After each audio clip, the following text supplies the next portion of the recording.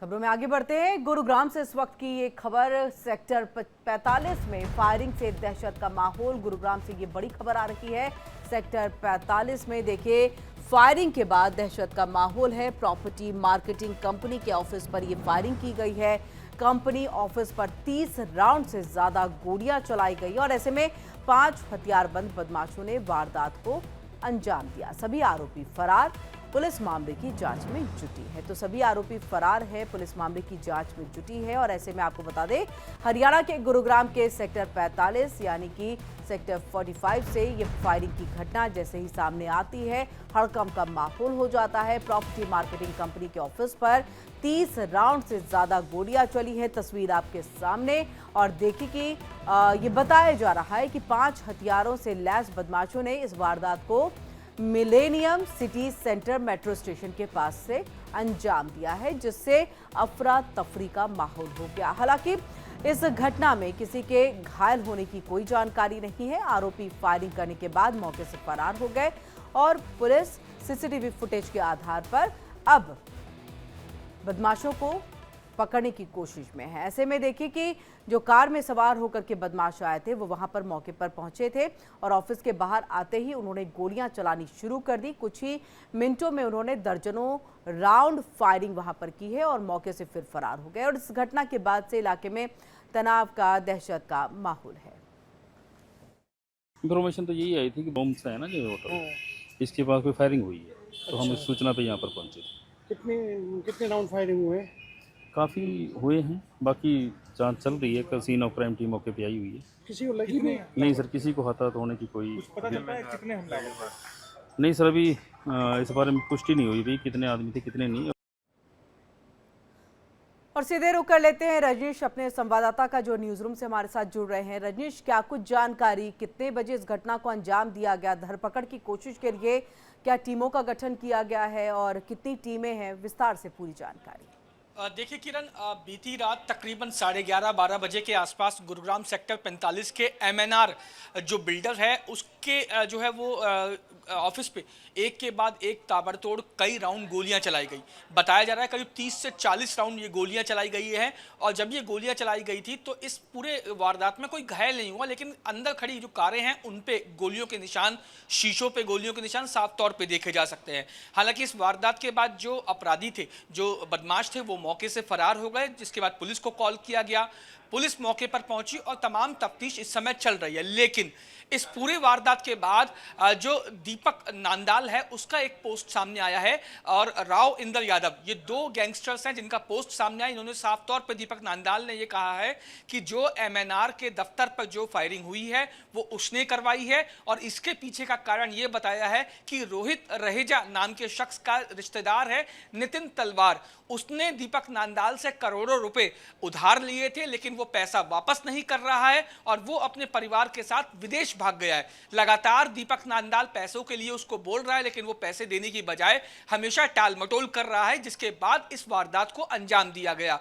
इसके अलावा दीपक नांदाल ने यह भी कहा कि जिसने उसके पैसे लिए हैं वो उसके पैसे लौटा दे, वरना अंजाम भुगतने को तैयार रहे जी। तो साफ तौर पे इस पूरी वारदात के पीछे जो ये गोलीकांड हुआ है, इसके पीछे दीपक नांदाल और राव इंदर यादव गैंग का हाथ बताया जा रहा है, क्योंकि सोशल मीडिया पे ये पोस्ट वायरल हो रही है। इससे पहले भी दीपक नांदाल ने कई जो है वो ऐसी ही फायरिंग की वारदातों को अंजाम दिलवाया था।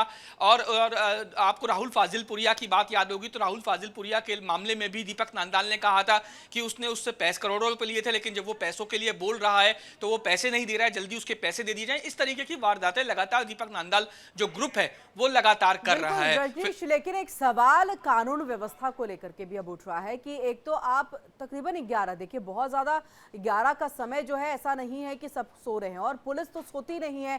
पुलिस तो रक्षा में जो है हर वक्त जो है गश्त लगाते रहती है। ऐसे में इतनी बड़ी घटना को अंजाम दे देना, देखिए ये राहत वाली बात है, अच्छी बात है, या फिर ये कहे कि मंशा नहीं थी कि किसी की हत्या भी करना है, अभी सिर्फ डर का माहौल। लेकिन डर का माहौल पैदा अदा करने के लिए भी कानून का डर बिल्कुल उनके अंदर में नहीं था बदमाशों के बीच में। और इसके बाद ये एक मैसेज भी जो है दीपक नांदाल की तरफ से दिया जाता है। कानून, उसकी व्यवस्था, पुलिस की कार्य प्रणाली, इन सब पर सवाल खड़े होते हैं। देखिए बिल्कुल बिल्कुल किरण, आप बिल्कुल सही कह रही हैं कि इस वारदात के बाद एक बार फिर गुरुग्राम में जो है वो कानून की व्यवस्था, जो कानून व्यवस्था है उस पर सवालिया निशान उठना या लगना वाजिब है। जाहिर तौर पे 11 बजे का वक्त इतना ज़्यादा वक्त नहीं होता है जब लोग सोए हुए या सुनसान रास्ता हो। और दूसरी बात, जब 30 से 40 राउंड गोलियां चलाई गई हैं तो जाहिर तौर पे 2 से 3 मिनट का कम से कम ये वक्त रहा होगा।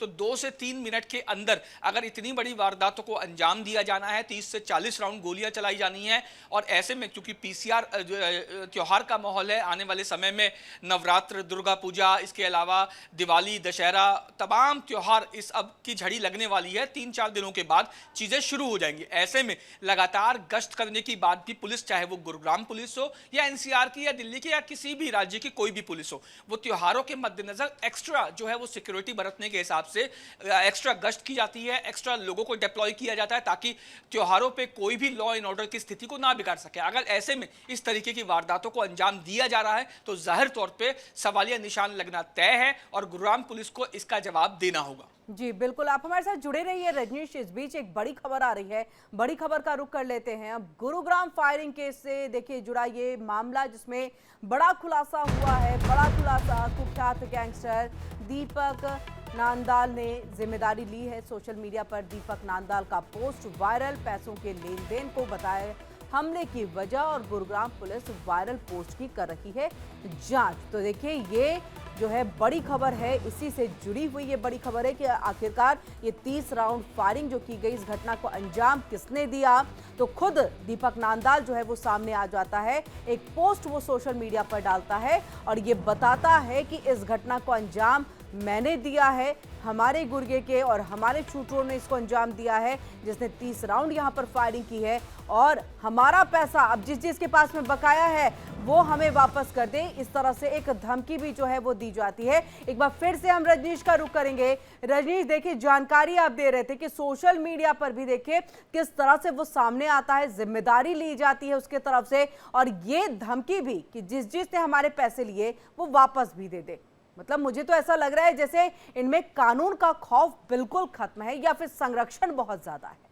देखिए कानून का खौफ तो जाहिर तौर पे इस तरीके के जब पोस्ट आदमी कोई लिखता है, चाहे वो कोई गैंगस्टर हो या कोई भी ऐसा शख्स जो कोई गुनाह करने के बाद उसका इल्ज़ाम जो सरेआम सार्वजनिक तौर पे अपने सर पे लेता है, तो जाहिर तौर पे उसके दिमाग में पुलिस और कानून का खौफ तो रत्ती भर भी नहीं रहा। इसके अलावा ऐसी पोस्ट को डालकर या ऐसी पोस्ट को वायरल कर अपना खौफ और लोगों में भी जो है बढ़ाने की इसमें कोशिश की जाती है, अपने आप को ग्लैमराइज किया जाता है कि देखिए हमने कानून को धता बताकर इतनी बड़ी वारदात को अंजाम दे दिया। और ऐसे में जब वो किसी को भी, अन्य किसी को भी शख्स, चाहे वो कोई व्यापारी हो, चाहे कोई बिजनेसमैन हो, चाहे कोई बिल्डर हो, सट्टेबाज हो या फिर कोई और जो है वो शख्स हो, उसको जब धमकी के लिए कॉल किया जाता है तो जाहिर तौर पे उस वारदात का हवाला दिया जाता कि देखो हमने उस समय वारदात की थी, सोशल मीडिया पे पोस्ट किया था और पुलिस हमारा कुछ नहीं उखाड़ पाई, तो ऐसे में अगर आप मुझे ये फिरौती नहीं देंगे तो जाहिर तौर पे आपके ऊपर भी गोलियां चलेंगी।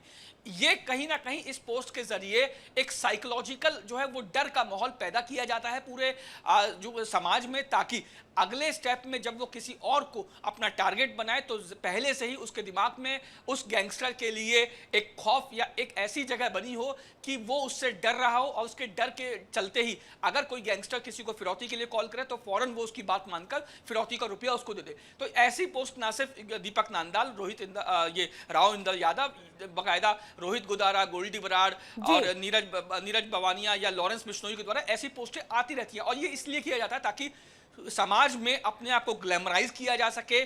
जो लड़के अभी नौजवान हैं वो इनसे इंस्पायर होकर इनके साथ जुड़े और ये गैंगस्टर उनका इस्तेमाल करके अपनी वारदातों 11 बजे इस घटना को अंजाम दिया गया। अब वक्त काफी ज्यादा हो गया है, पुलिस के हाथ कोई सबूत लगे, सीसीटीवी कैमरे से किसी तरह का कोई फुटेज उनके हाथ लगा जिसके आधार पर पता चले जो 5 बदमाश आए थे जिन्होंने इस घटना को अंजाम दिया, उनकी गिरफ्तारी जो है वो जल्द से जल्द वो कर ले। वो कौन थे, शिनाख्त, तमाम चीजों। देखिए किरण, जाहिर तौर पे ये पुलिस की प्रक्रिया होती है कि कभी भी कोई इस तरीके की वारदातें होती हैं तो चश्मदीदों के बयान, आसपास लगे सीसीटीवी कैमरों की फुटेज, डीवीआरस, ये तमाम चीजों को वो कलेक्ट करती है और अपने साथ ले जाती है। इसके अलावा वो उस रूट की मैपिंग भी करती है और तो उन रूट्स पे तमाम सीसीटीवी फुटेजों को भी खंगालती है कि जो हमलावर थे या कोई जो बदमाश थे वो कहां से आए थे और किस किस तरफ वो फरार जी, हुए हैं। जाहिर तौर पे बिल्कुल जी।